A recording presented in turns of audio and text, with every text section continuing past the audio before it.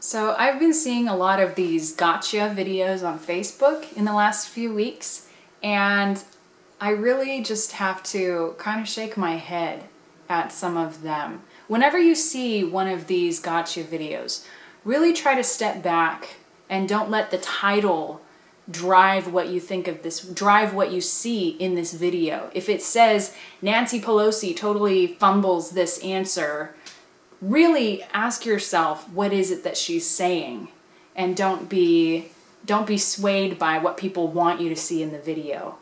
Let's use that video as an example. There was a group of high school students who cornered Nancy Pelosi, tricked her. She thought she was there for a photo op, and instead they were videotaping her. And a kid asked her, "Why did you vote to fund the NSA if they've been spying on us?" And if I was Nancy Pelosi, I would have said, "Kid, you have no idea what you're asking me right now. Go home and do your homework on this and come back when you have an intelligent question for me." She would have had every right to do that. He was wasting her time. And instead, Pelosi treated the young man with way more respect than he was treating her. And she took the time to politely explain to him that the NSA has several functions. It's the National Security Agency. And she told him that the NSA has several jobs to do.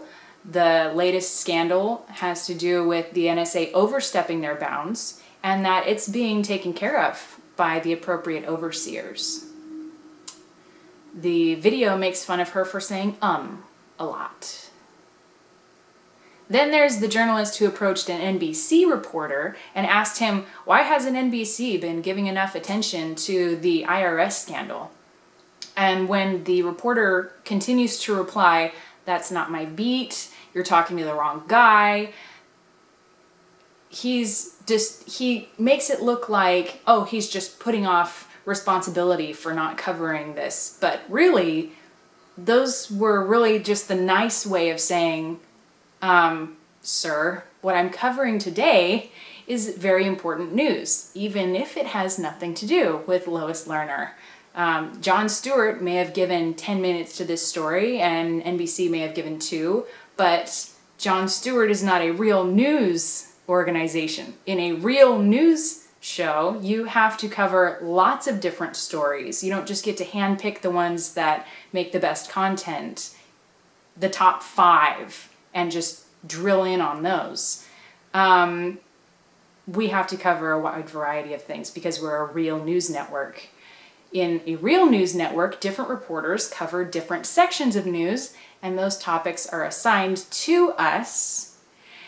We don't choose them. If you were a real journalist, you would know the difference. The accessibility of media tools is a very high privilege, and it's a big responsibility. Just because someone has a microphone or a blog doesn't necessarily make them a journalist. Reporters didn't just become reporters because they were the closest person standing nearby who could talk into a microphone when a story broke. They undergo years of training and mentoring in order to do their jobs. So if you get the idea that news outlets just use their fancy cameras and green screens to cover whatever popped up on their Facebook news feed today, you're very incorrect.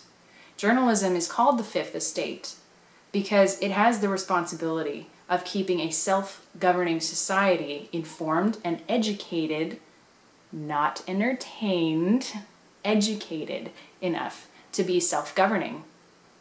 So yes, they really do this imperfectly, but they do take their role in a self-governing society very seriously, and they answer to the FCC. So you can just get it out of your mind that reporting is just a matter of having the right tools and getting to go to Rio for the Olympics. Next time you see someone with a microphone on camera, whether it's a blog or television even, really take the time to step back and see, what is it that this person's doing? Are they a journalist who's trying to keep the nation educated and informed? Or is it an opinionated citizen who got himself a brand new spanking microphone and decided it would be fun to play reporter? It really is important that you know the difference.